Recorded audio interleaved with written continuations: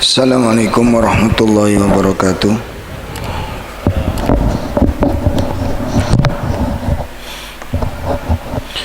Alhamdulillahirabbil alamin.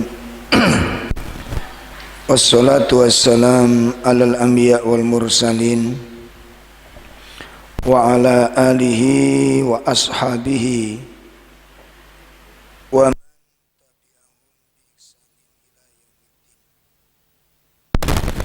asyhadu an la ilaha illallah wahdahu la syarika lah wa asyhadu anna Muhammadan abduhu wa rasuluh. Ya ayyuhalladzina amanu taqullaha haqqa tuqatih wa la tamutunna illa wa antum muslimun, amma ba'd.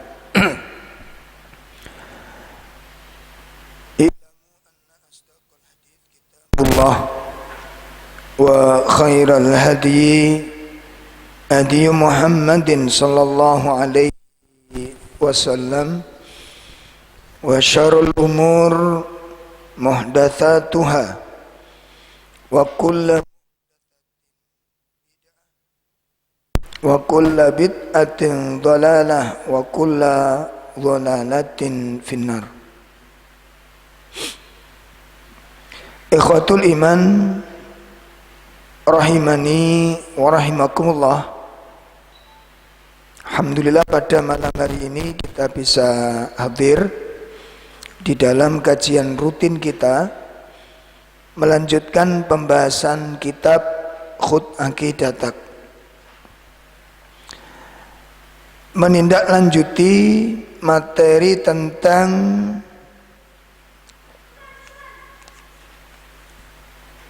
bab al-wala wal bara, yang mana pada bulan yang lalu kita sudah membahas tentang manzilah,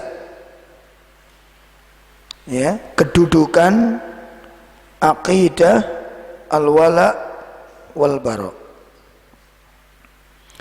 Dan malam ini insyaallah kita akan membahas hukuk al-bara, tentang hak-hak di dalam al-bara,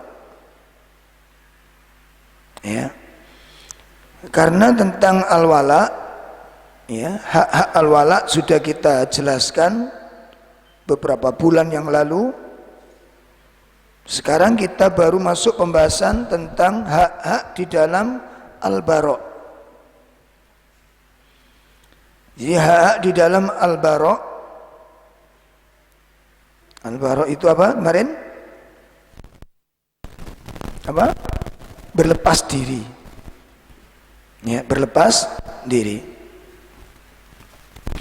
Dalam pandangan syariat, bahwa di dalam al-bara atau berlepas diri dari kekufuran dan para pelakunya itu terdapat hak-hak yang harus dipenuhi.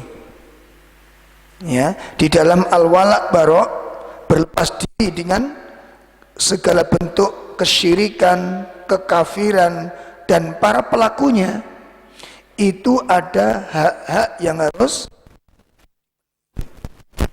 Nah, apa saja hak-hak ini? Ini nanti supaya tidak keliru. Ya. Sebab sekarang ini banyak orang yang ingin melakukan al-bara tetapi membabi buta. Ya. Jadi al-bara, berlepas diri dengan orang kafir, itu ada batasan-batasannya. Jadi nggak mutlak. Ya. Nah, sekarang kita lihat banyak sekarang orang berlepas diri dengan orang-orang kafir tapi membabi buta. Ya, membabi buta. Pokoknya berhubungan dengan orang kafir putus. Ada nggak sekarang begitu? Pokoknya berhubungan dengan orang kafir putus, termasuk jual beli. Ada begitu? Ini jual beli dengan orang kafir tidak boleh. Apa benar dalam Islam demikian? Ya, apa diperbolehkan? Apa dibenarkan demikian itu? Nah, ini namanya kita tidak menempatkan sesuatu pada porsinya. Dalam hal tabarok itu, makanya ini penting untuk dibahas. Dalam kaitan apa kita berlepas diri? Dalam kaitan apa dibolehkan hubungan dengan mereka? Jadi barok itu tidak secara mutlak, semuanya tidak boleh. Dan itu bisa kita lihat, bisa kita saksikan tarikh. Ya, kita bisa saksikan tarikh. Karena Masya Allah ini loh, makanya pentingnya ikhwah, ya pentingnya di dalam manajemen pemahaman. Ya, kita tahu orang kafir itu musuh kita. Tetapi di situ ada wilayah-wilayah, ya, ada perkara-perkara yang kita masih diperbolehkan dengan berkomunikasi dengan mereka, bermuamalah dengan mereka. Tidak serta-merta kemudian karena orang kafir musuh kita, kemudian segala sesuatunya harus putus. Nah, di situ nanti kita perlu jelaskan. Jadi ini kita bahas dulu. Ada beberapa hal yang perlu diperhatikan. Dan nanti dalam bidang muamalah apa yang kita dibolehkan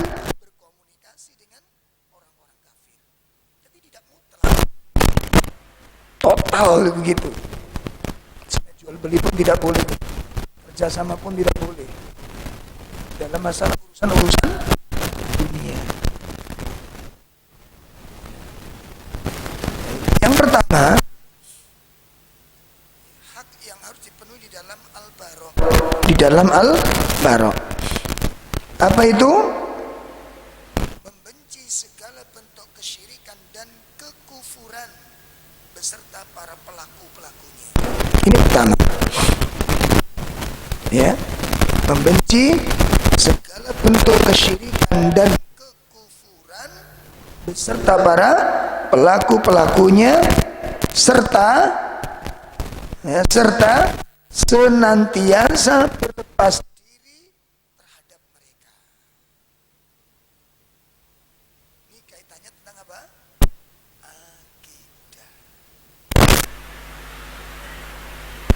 Nggak boleh. Membenci kesyirikan itu harus. Membenci segala bentuk kekufuran dengan pelakunya. Dengan apa? Pelakunya, serta apa? Berlepas diri dari apa? Terhadap mereka semuanya. Terhadap mereka semua. Dalam masalah apa? Akidah.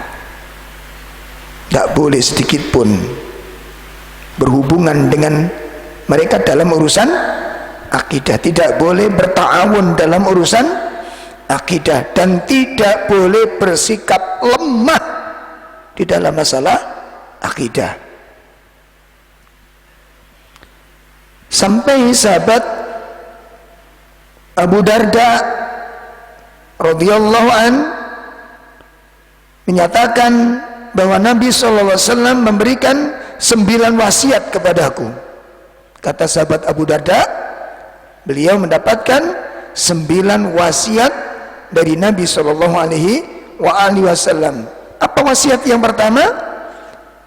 Wasiat yang pertama yang disampaikan Nabi kepada sahabat Abu Darda itu adalah an la tusyriku bihi syai'an wa in kuttita au khurrita.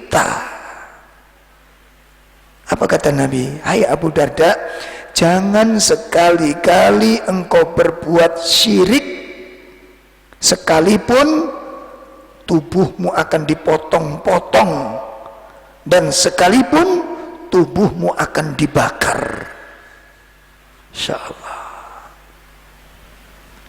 Jadi jangan sekali-kali engkau berbuat syirik sekalipun tubuhmu itu akan dipotong-potong dan sekalipun tubuhmu akan dibakar. Jangan melakukan kesyirikan. Nah, makanya tauhid itu harga NKRI, Pak. Tauhid agar apa? Apa? Harga mati. Tidak boleh dicampur dengan kesirikan sedikit pun, dan tidak boleh bersikap lemah terhadap siapapun dalam masalah ini. Ya, ini urusan final, Pak. Tauhid itu urusan final. Nah, makanya tolong ini bapak-bapak, ibu-ibu, ya, di dalam mendidik anak-anaknya, di dalam mentarbiyah keluarganya, anak cucunya, diperhatikan dalam masalah ini. Makanya sudah sejak mulai dini anak-anak harus dikenalkan komunitas-komunitas ilmiah. Saya ulangi, anak-anak harus dikenalkan komunitas-komunitas ilmiah, komunitas-komunitas yang membicarakan tentang ilmu, komunitas yang membicarakan tentang iman. Anak-anak kita harus sudah mulai sejak dini dikenalkan dunia seperti ini. Kenapa? Nah, kok nek dolek pasangan niku cek bener, Pak. Jangan diremehkan. Dan panjenengan dengan saya tidak boleh menggunakan bahasa-bahasa secara umum. Ya, saiki jenenge arek saiki jenenge jodoh ya wis gak iso diatur wong tua. Arek cek ndolek iki keliru. Wong sampean kok mengikuti kekeliruan umum. Ya, orang tua wajib mengarahkan anaknya ini bagaimana mencari pasangan. Kenapa demikian? Untuk menjaga agamanya, untuk menjaga, sebab nanti kalau dapat pasangan-pasangan yang tidak benar imannya, tidak benar akidahnya, tidak benar pemahamannya, itu nanti, Pak, gelem gak gelem. Kenapa gelem gak gelem nih, Pak? Mau tidak mau jenengan ikut campur di dalamnya nanti. Wis tadi aku apa enggak? Coba sekarang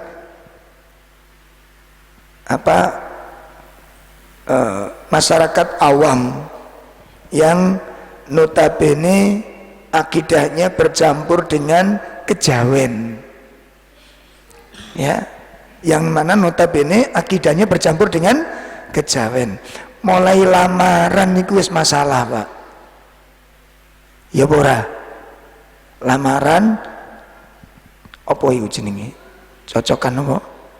Nah, dino weton takok nih. Makanya gue nek ditakoni lahiranmu apa le? Selasa. Selasa apa? Lah Nabi biyen lahir Senin apa? Masya Allah, ini berlaku sekarang. Walaupun sudah sangat berkurang, ya. Setelah itu selesai. Enggak, hari H pernikahan ono kasus lagi. Apa, Pak? Keblake sapa ngono. Ada hitungan-hitungan Jawa masih berlaku. Ngeten iki sampean anggap biasa. Ini kalau kita masuk di situ berarti akidah keyakinan kita sudah ternodai, sudah nggak bersih akidah ini. Ini akidah sudah nggak bersih, Pak, karena tercampuri dengan akidah-akidah yang bukan dari Islam. Ya, keyakinan-keyakinan yang tidak dibawa oleh Nabi kita Muhammad sallallahu alaihi wasallam.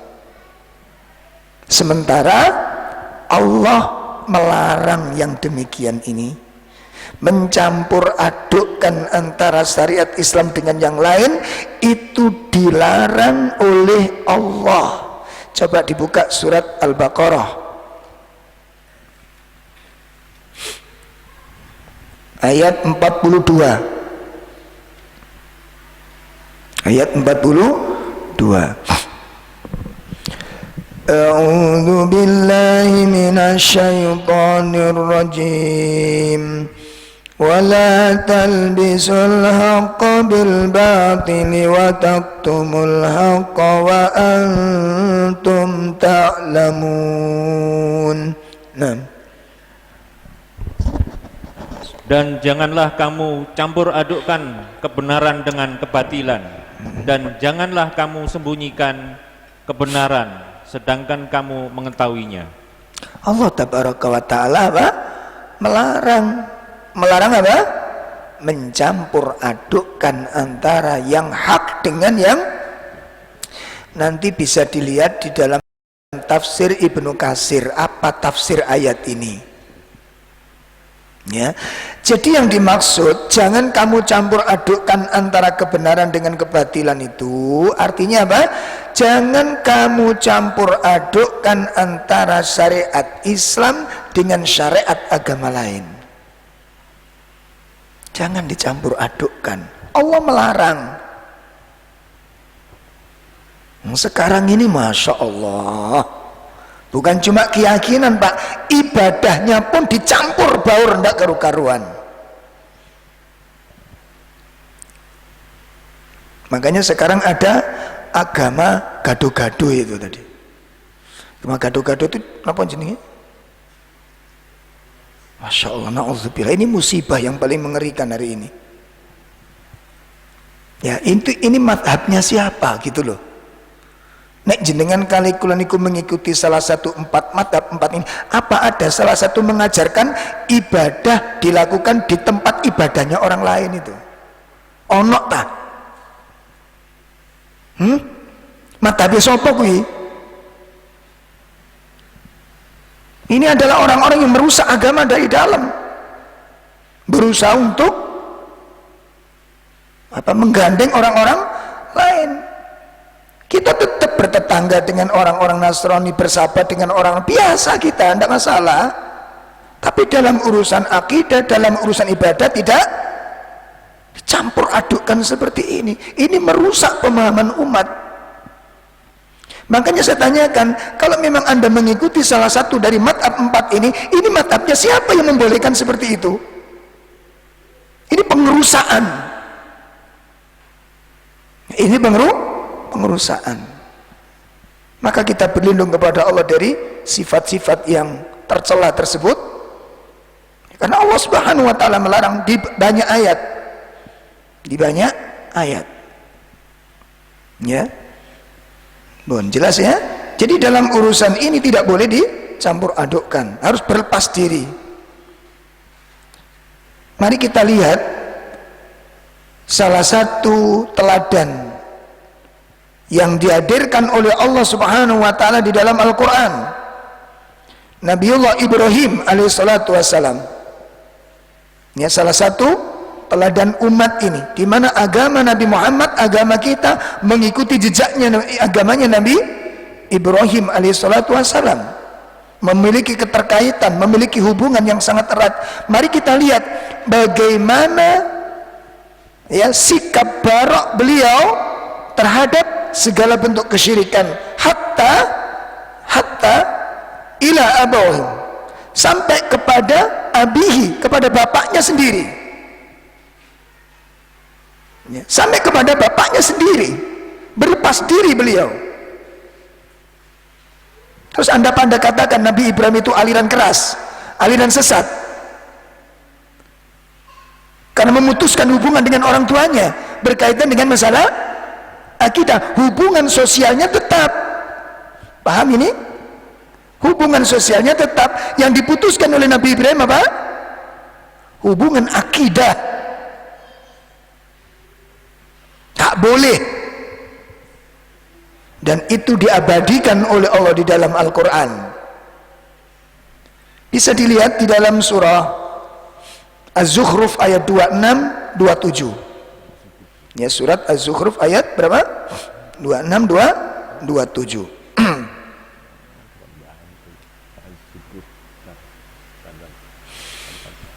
Surat 43, surat Az-Zukhruf surat 43 ayat 26, 27. A'udzu billahi minasyaitonir rajim. Wa idh qala Ibrahimu li abihi wa qaumihi innani bara'um mimma ta'budun illa alladhi fatarani fa innahu sayahdin. Ya.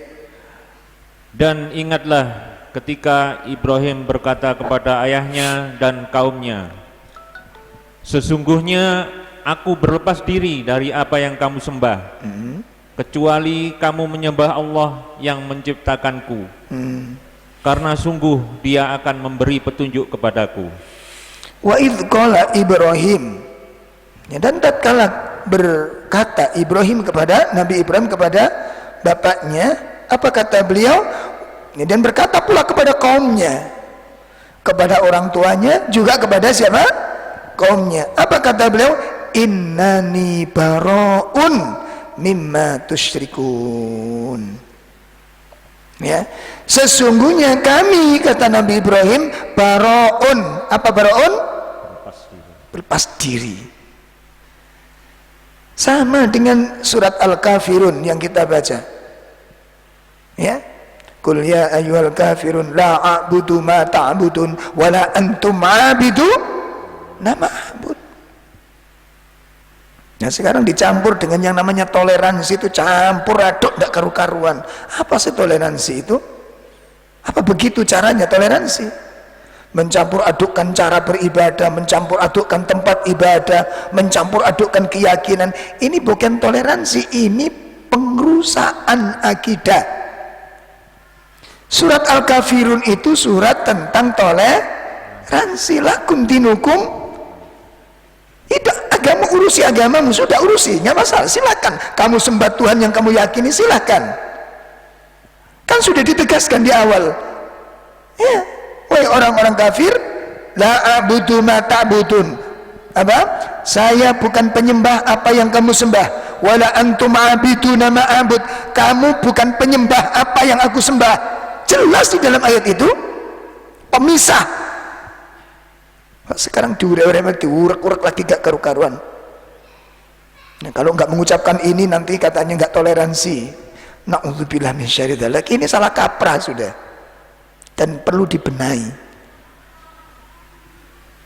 Ya, perlu dibenahi. Wala antum abiduna ma abud wala ana abidum ma abatum wala antum abiduna ma abud. Kamu bukan penyembah apa yang aku sembah. Apakah mereka mau mengatakan Tuhan satu? Berani?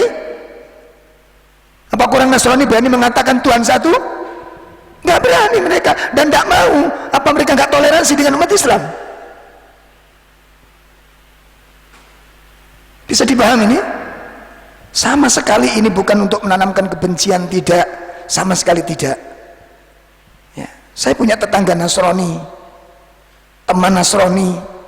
Pertemuan kita dalam urusan apa? Dalam urusan muamalah. Ya, dalam urusan apa? Muamalah. Ya. Tapi dalam urusan akidah nggak boleh dicampur baur. Sampai kepada orang tua pun dilarang, dan Nabi Ibrahim menyatakan hal itu. Innani bara'un mimma tusyrikun. Kami berlepas diri. Saya, kata Nabi Ibrahim, berlepas diri dari apa yang kamu sekutukan. Tapi kalau kamu menyembah itu silahkan. Diingatkan itu nggak benar gitu. Jelas ya? Nah, jadi jangan kemudian ketika orang tidak mau mengucapkan seperti kemarin rame kan, selamat Natal bagaimana, nggak boleh. Karena di situ ada unsur pengakuan, bukan penguakan kelahiran Nabi Isa-nya, tapi kelahiran apa? Anak Allah. Loh, sampai sepakat dah itu. Makanya orang yang menyatakan semua agama sama ini, akidahnya sudah mulai keblinger ini. Saya tak takoni sampean, Tuhan punya anak dengan Tuhan nggak punya anak sama tak? Hah? Podo pora? Lah terus podo itu kok ngendi? Salahnya di mana? Jenengan bahkan surat yang menyatakan Anda ingkari Allah tidak punya anak, jenengan itu bacaan favorit panjenengan. Surat apa, Pak? Surat favorit itu. Ayo, sholat topo sing gak gawe kul huwallahu ahad sampean. Sholat sunnah kul huwallahu ahad, sholat wajib kul huwallahu ahad. Terus gak dipikir metu dhewe niku, Pak. Apa sih kul huwallahu ahad? Apa artinya? Anda itu ingkari Tuhan itu punya anak. Lo kok jebus? Apa jebus itu? Bejudul. Semua agak, Masya Allah. Ini kecok disalah artekno. Oh, itu berarti menanamkan kebencian. Kuping murungokno dah. Nah, ngomong itu. Menempatkan sesuatu pada tempatnya. Bertetangga monggo, bermasyarakat monggo. Tapi dalam urusan akidah sudah dipetesi. Lah terus jenengan baca kul ya ayyuhal kafirun niku maknanya ngerti apa ora? Apa sih jenenge la a'budu ma ta'budun wala antum am? Iku balak-balik iku. Apa artinya? Itu penolakan, Mbak. Itu pengingkaran. Kamu nggak akan menyembah apa yang ku sembah, dan aku tidak akan menyembah seperti yang kamu sembah. Sudah dibatasi sekarang. Lakum dinukum. Udah selesai, final. Sekarang diuruk-uruk lagi ini. Ya Allah. Paham ya? Nah, ini kaitannya dengan masalah akidah. Itu hak pertama yang harus ditunaikan. Ditunaikan. Bon, ini yang pertama. Yang kedua, ya, tidak boleh menjadikan orang-orang kafir sebagai pemimpin. Nah, ini dalam kaitan masalah akidah, tetap masalah akidah. Nanti pertanyaannya itu lucu. Ada pertanyaan kemarin, gimana lebih baik mana orang muslim nggak jujur dengan orang kafir jujur? Iki pertanyaan ini menceng. Nek sampean tak takoni, bagus mana muslim jujur dengan kafir nggak jujur? Aku iso nggak pertanyaan ngono. Ini pertanyaan yang nggak logis, ya. Terus ada lagi yang mengatakan apa? Walaupun orang kafir, tapi kalau orangnya baik, iki gak paham sampean iki, Pak. Pak, sing ngerti mesin HP iki sapa? Yang membuat. Hah? Sing ngerti mesin HP iki sapa? Sing gawe. Sing gawe HP iki sing paling ngerti iki mesinnya bagus, iki enggak bagus. Iki sing gawe HP sing ero. Nah, sing ngerti atine menungso iku sapa? Allah ngomong orang kafir itu jelek, terus sampean ngomong kafir tapi sing apik. Lho ngono sampean piye to? Halo? Enggak sih. Sampean nek tangi turu raup dhisik. Terus tengok-tengok ngombe kopi, cek seger. Ono sing salah kita memahaminya itu. Allah mengatakan orang kafir itu jelek. Allah yang mengatakan. Bisa dipahami nih? Allah yang mengatakan buka di dalam tafsir Al-Quran, buka. Nah terus sekarang ada indikasi kita nggak boleh menyebut kafir. Nah terus disebut apa? Terus surat Al-Kafirun kok ganti nih macamnya piye? Qul ya ayyuhal ghairul Islam. Halo? Kalimat kafir nggak boleh disebut kafir, terus dipanggil apa?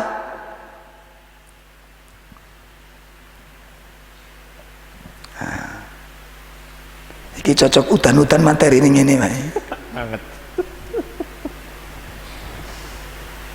Tidak masalah, dan bukan kemudian kita menanamkan sebuah kebencian. Ini lagi yang diangkat, ini lagi yang diangkat, ini lagi yang diangkat. Padahal Pak nek jujur-jujuran, Pak, nek jujur-jujuran mau dibuka leng-lengan. Sing lici itu orang-orang kafir. Sekarang dibuka YouTube, kultum Natal, pakai peci, sarungan, membahas Natal, menukil Quran. Untuk apa misinya ini? Ada nggak orang Muslim berpakaian Nasrani kemudian membicarakan Islam? Apa misinya? Apa coba misinya? Dan itu viral. Acaranya kultum Natal, ada yang begitu.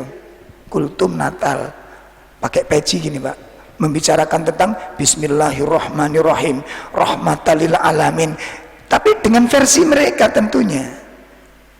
Lan jenengan kali kula, Pak, wong Islam terus terang sing gak tahu ngaji belas, apalagi Quran belas, gak ngerti kandungannya, ngurungokno ngono piye kira-kira? Mantu apa nggodek? Insyaallah. Nah, ini yang perlu dibenahi. Kenapa sih begitu? Sudah Anda Natalan aja sudahlah, dengan cara Anda, ya pakaian Anda. Kenapa harus pakaian Muslim?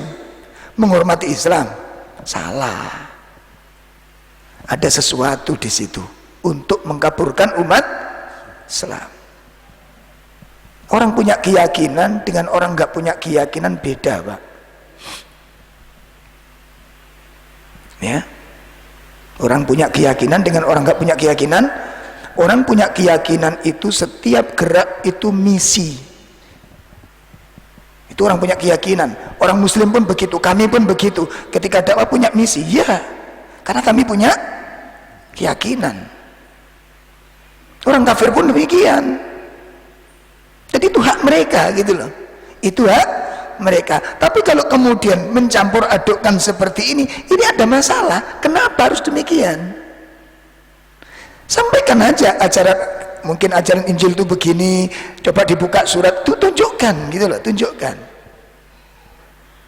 Ya, jangan kemudian diputar balikkan, diputar di masyarakat kita hari ini terjadi penjungkir balikan besar-besaran dan karu-karuan. Ya, terjadi seperti itu. Ya, nanti kalau bahasa saya seperti ini nanti dijuluki ngono sampean, kacau. Coba yang intoleran siapa coba? Jujur ayo, jujur. Kasus Rohingya, kasus Uighur, kayak apa jadinya ini? Mana yang bahas? Mana yang mengangkat materi ini? Pembantaian besar-besaran yang dilakukan oleh rahib-rahib orang Hindu, Uighur Cina beberapa waktu yang kemarin, yang belum lama, pembantaian yang mengerikan. Ini kita bukan berarti ingin menyulut emosi, tidak, cuma ingin yang intoleran itu yang mana, yang siapa, gitu loh. Bisa dipahami ini ya? Baik. Jadi tidak boleh menjadikan orang kafir menjadi pemimpin. Itu syariat kami. Syariat kami, Allah yang membuat syariat, dan Allah maha bijaksana. Allah maha bijaksana. Apakah di hati kita masih punya keyakinan Allah itu alimun hakim, bahwa Allah itu maha mengetahui dan maha bijaksana? Apa betul di hati kita masih punya keyakinan Allah itu maha mengetahui dan Allah maha bijaksana? Kalau demikian, Allah melarang yang demikian itu, sebagaimana disebutkan di dalam surat Al-Mumtahanah, ya, Al-Mumtahanah, atau di dalam surat Al-Imran juga ada, bisa kita lihat di dalam surat Al-Imran pada ayat 118, 119, ya, dan 120. Ini beruntun. Beruntun. 19, Ya, silakan. 118 ya. 19, 20, 19. 118 sampai 120. Wahai orang-orang yang beriman, janganlah kamu menjadikan teman orang-orang yang di luar kalanganmu seagama sebagai teman kepercayaanmu. Karena mereka tidak henti-hentinya menyusahkan kamu. Insyaallah. Mereka mengharapkan kehancuranmu. Sungguh telah nyata kebencian dari mulut mereka. Dan apa yang tersembunyi di hati mereka lebih jahat. Sungguh telah kami terangkan kepadamu ayat-ayat kami jika kamu mengerti. Beginilah kamu menyukai mereka padahal mereka tidak menyukaimu, dan kamu beriman kepada semua kitab.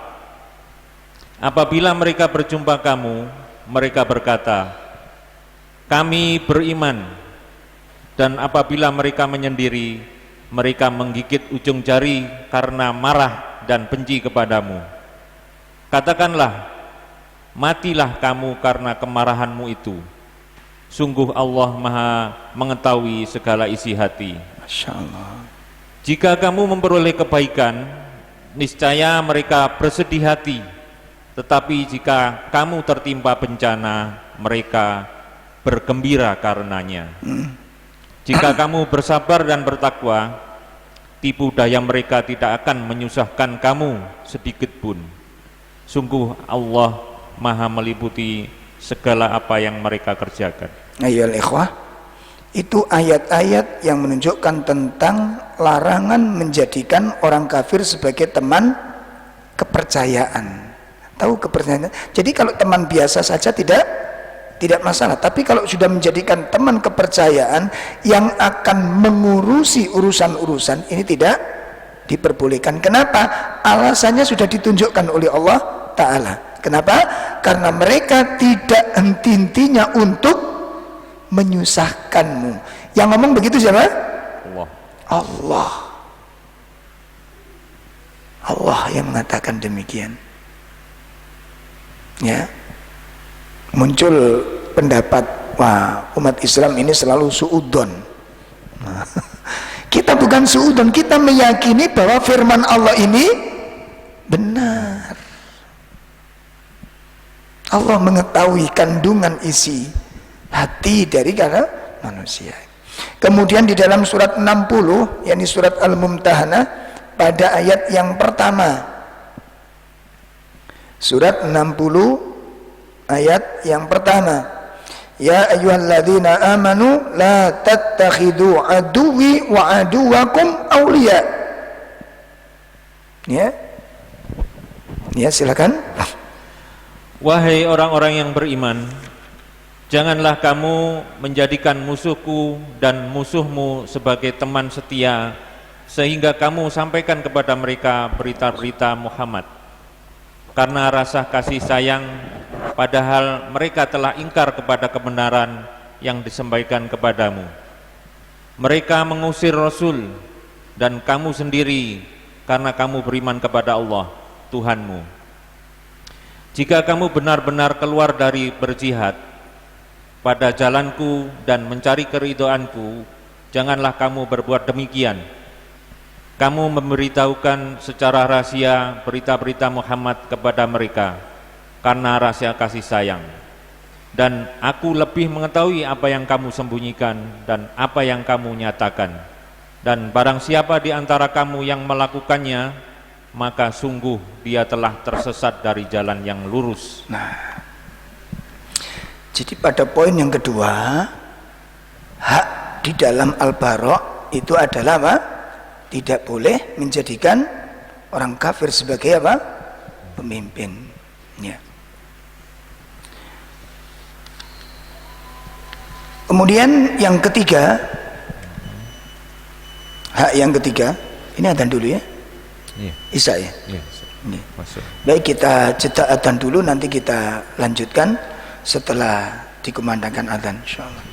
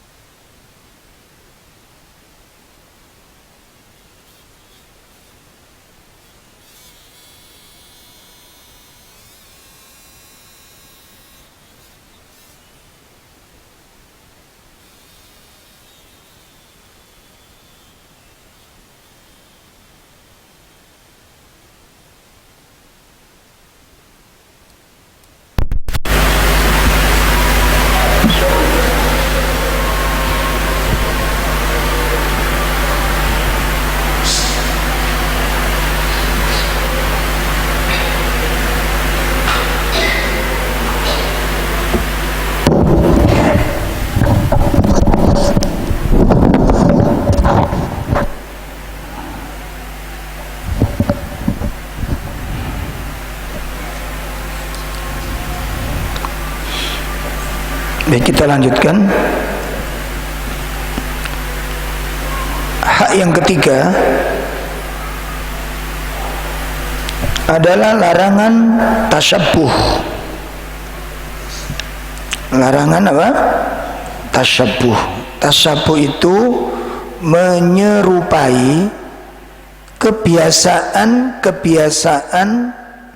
atau karakteristik dari orang-orang kafir. Ya. Larangan menyerupai kebiasaan atau karakter orang-orang kafir, baik itu dalam masalah akidah, di dalam masalah ibadah, maupun dalam masalah akhlak. Ya, baik dalam masalah akidah, masalah ibadah, maupun dalam masalah akhlak. Tidak dibolehkan melakukan penyerupaan atau yang dikenal dengan apa? Tasyabbuh. Ya, seperti apa? Jadi ciri khas mereka itu dalam masalah dunia seperti gaya makan dan gaya minum, gaya pakaian, gaya pergaulan. Ya, ini di dalam syariat agama kita itu sudah dikasih batasan-batasan. Makanya perlu kita mengetahui tentang adab-adab harian seorang muslim. Ada adab makan, ada adab minum. Ingatan. Jangan anak kita sekarang dilatih makan itu bukan dengan tangan kanan, Pak. Makanan cemilan itu dilatih dilempar ke atas, kemudian ditangkap dengan mulut. Nah, itu saya pernah ngelihat itu orang ngelatih seekor rawa itu. Nah, itu jadi sunahnya anjing ini. Kita ajari anak-anak kita, lempar, tangkap, itu seneng gitu itu. Ini ajaran itu sopo yang menunggu. Ya, walaupun bentuk mainan tidak boleh. Walaupun sekedar itu untuk mainan. Kenapa? Itu bagian adab yang sudah dicontohkan oleh Nabi Shallallahu Alaihi Wasallam. Ya, ayo coba delok arek nom-noman saiki, anak-anak kita, generasi kita, sisirannya, Pak. Kulo kecilik sampai gede niku nek sisiran niku nek gak teko kanan ngene, Pak. Saiki gak kanan ke kiri, kiri ke kanan, ngoten. Jadi kok akhirnya ngelumpuk di tengah dalan. Ditiru.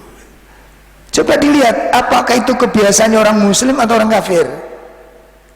Kalau itu bagian kebiasaan orang kafir, maka ini bisa masuk kategori tasyabbuh. Tidak boleh. Ya. Di dalam kitab Siratal Mustaqim yang ditulis oleh Imam Ibnu Taimiyah menjelaskan tentang faidah dibalik larangan tasyabbuh. Kenapa kok dilarang tasyabbuh? Ada 3 alasannya. Ya, jadi di dalam kitab Siratal Mustaqim oleh Imam Ibnu Taimiyah dijelaskan faidah dari larangan apa? Tasyabbuh itu. Kenapa kok dilarang tasyabbuh itu? Yang pertama,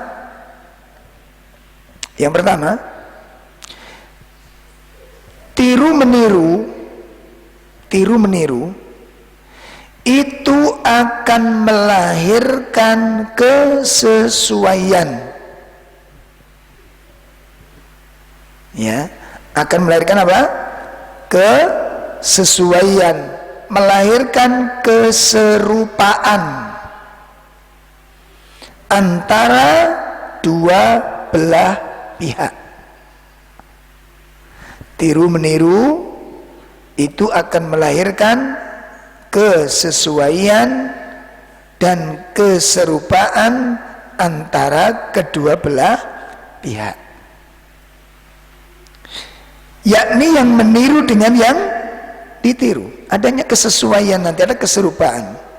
Nah, yang demikian ini bisa kita lihat bisa kita rasakan orang yang berpakaian ulama, ya, orang yang berpakaian ulama, ini contoh orang yang berpakaian ulama, maka dalam dirinya itu akan apa? Merasakan adanya loyalitas kepada ulama. Ngapunten, dulu ketika kita belum ngaji ini kan suka nonton layar tancap, Pak.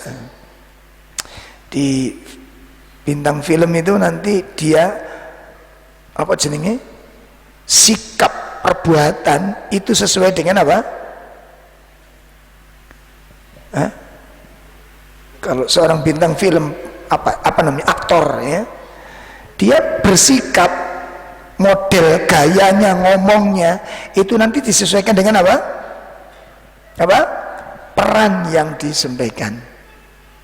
Kalau si fulan ini diperankan, ditokohkan sebagai ulama, maka apa konsekuensinya? Apa konsekuensinya? Tutur katanya, tindak tanduknya, ya, melukai sedikit istighfar, Masya Allah, astagfirullah. Karena apa? Karena dia diperankan sebagai seorang ulama. Begitu loh. Ngomong keliru dikit, astagfirullah, tasbih, kalimat, ya, karena perannya dia seperti itu. Nah, di lain kisah lain, di dalam kisah yang lain, dia berperan sebagai penjual pakaian dalam. Di film yang lain, dia berperan sebagai apa? Penjual pakaian dalam. Apa yang dia lakukan? Sama nggak kira-kira aktingnya? Sama nggak kira-kira perkataannya? Orang berpakaian tentara, orang berpakaian TNI, apa yang harus dilakukan? Berjalannya tegak, kalimatnya tegas, ya. Makanya kalau kita punya teman-teman TNI itu, kita jak ngobrol itu, kalimat pertama yang keluar apa? Siap. Masya Allah. Pripun kabari? Siap Ustaz. Sehat Ustaz. Masya Allah. Besok ada kajian, insya Allah Ustaz. Siap. Bisa ikut? Siap. Nggak ikut. Ini perkataannya selalu apa? Karena TNI gitu loh. Karena udah terbiasa apa? Siap. Antum ini ngomong siap tapi nggak ikut gitu kan. Teman-teman begitu, teman-teman, ya. Nah, ini guyonan kita, itu guyonan kita biasa deh. Jadi kalau orang berpakaian tentara, maka apa? Nah itu celana tentara itu. Jalannya kudu apa? Tentara, tegak.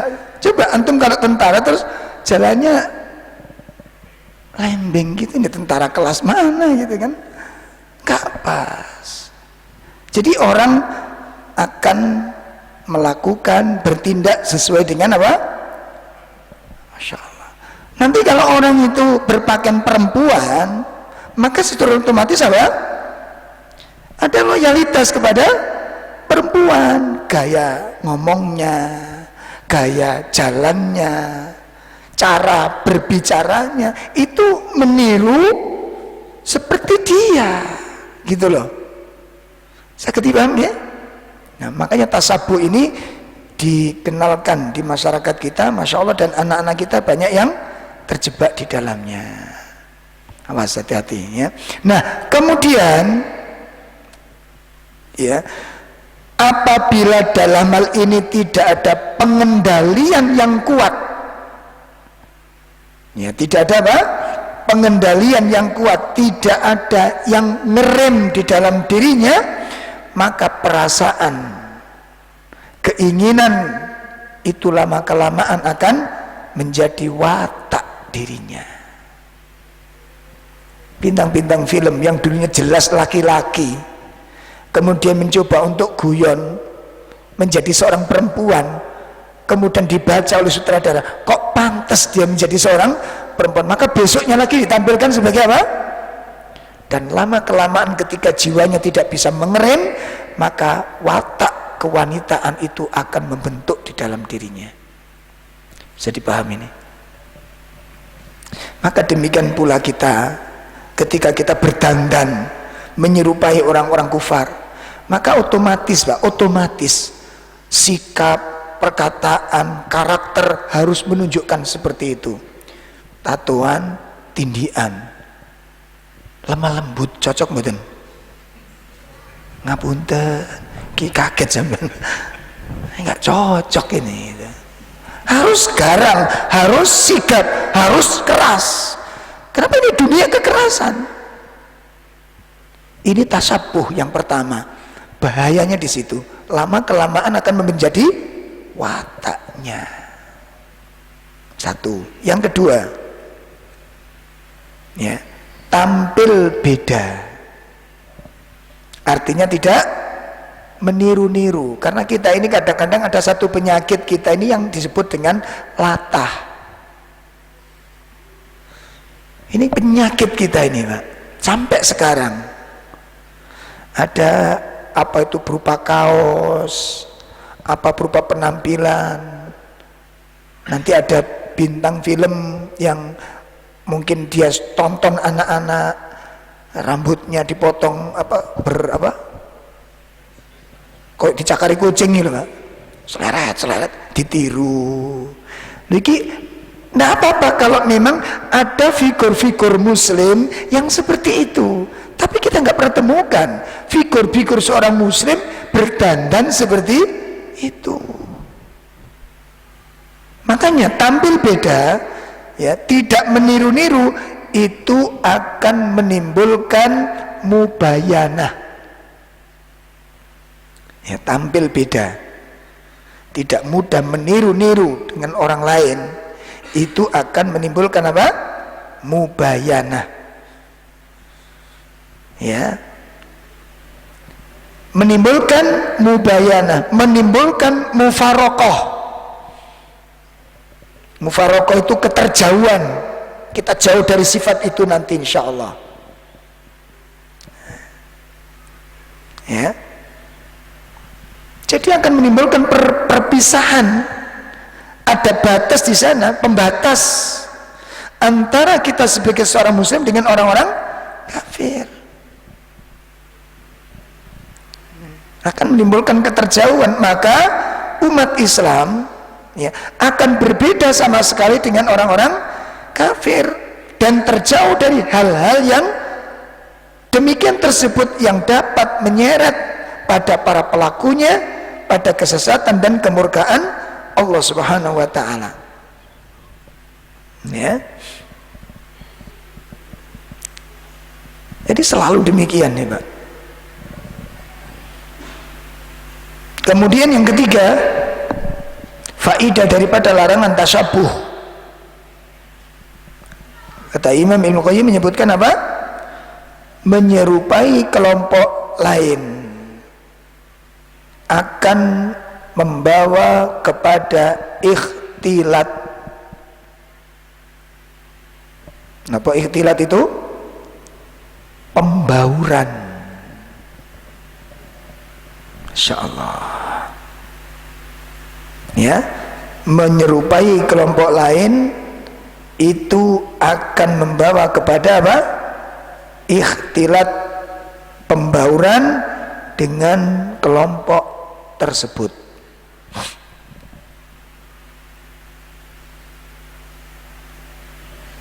Sehingga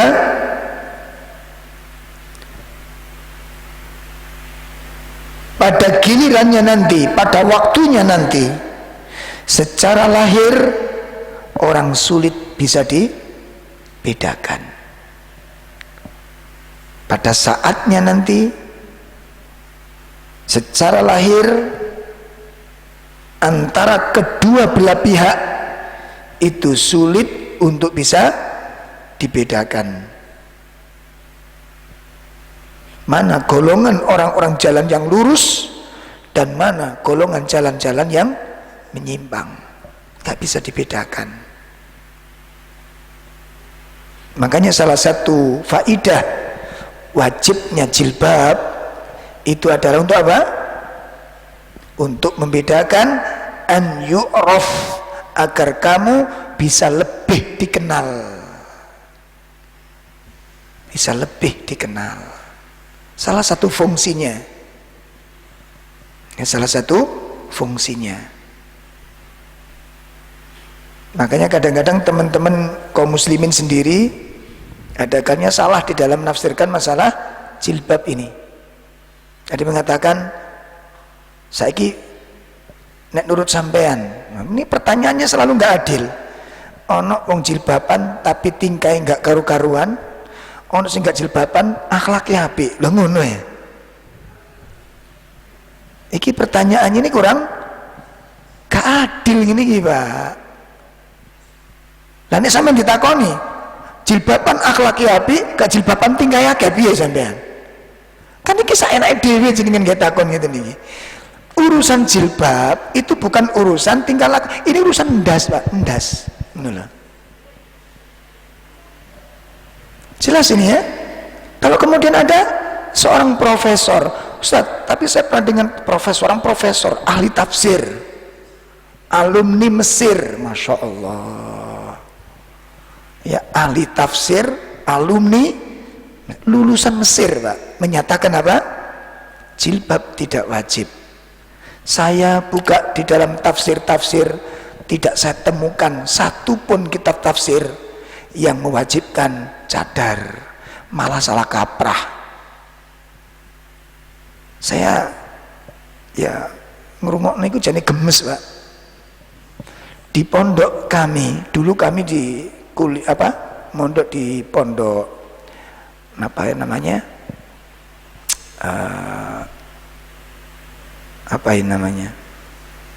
Pondok umum ya, pondok umum. Kami membaca tafsir yang paling tipis di pondok itu Pak, namanya tafsir Jalalain. Pernah dengar?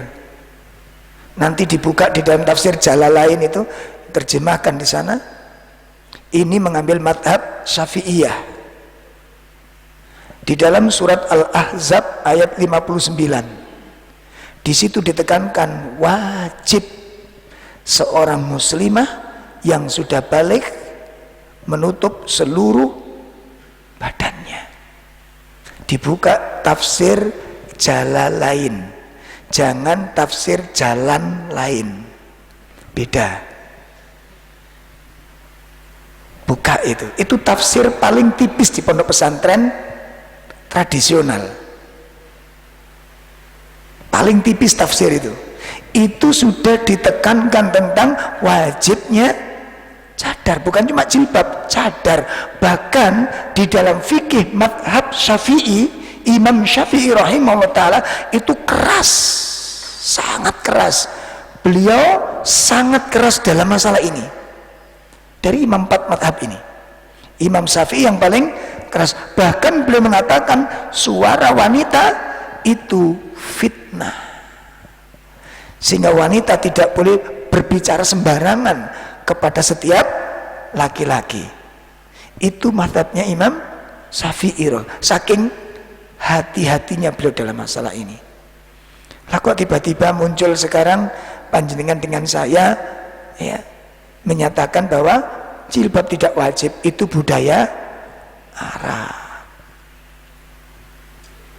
Macem-macem. Saiki sampean lanang-lanang malah cadaran kabeh saiki. Ayo, lapo sampean cadaran? Nah, sampean cadaran. Aku cadaran. Ya.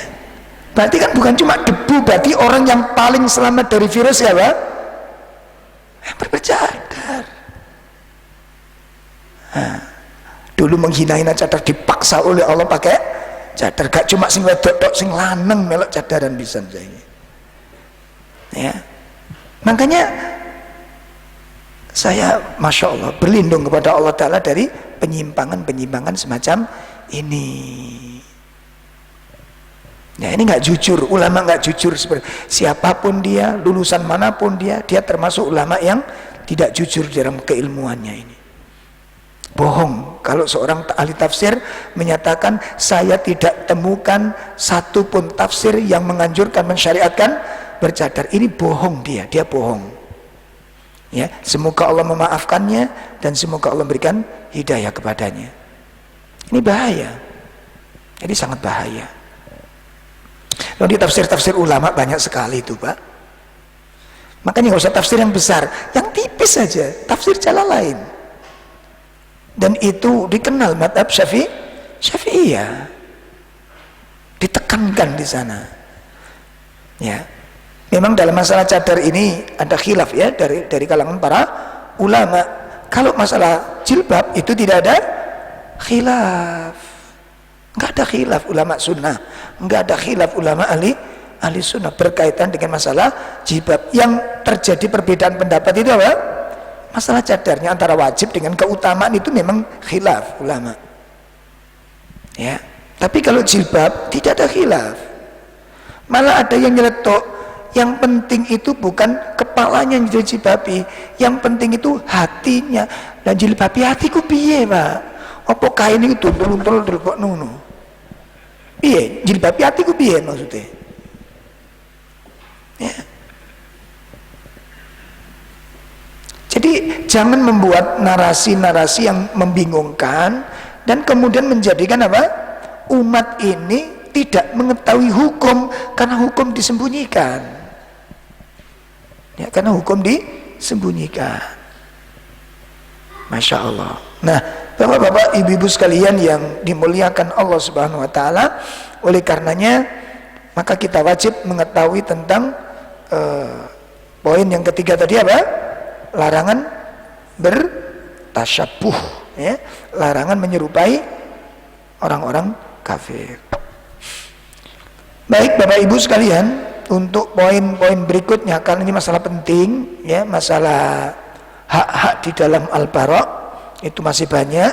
Insyaallah nanti akan kita sampaikan pada pertemuan-pertemuan yang akan datang insyaallah. Demikian kajian kita pada malam hari ini. Kurang lebih mohon maaf yang sebesar-besarnya. Kita akhiri dengan kafarah majelis. Subhanakallahumma bihamdika asyhadu an la ilaha illa anta astaghfiruka wa atubu ilaik. Assalamualaikum warahmatullahi wabarakatuh.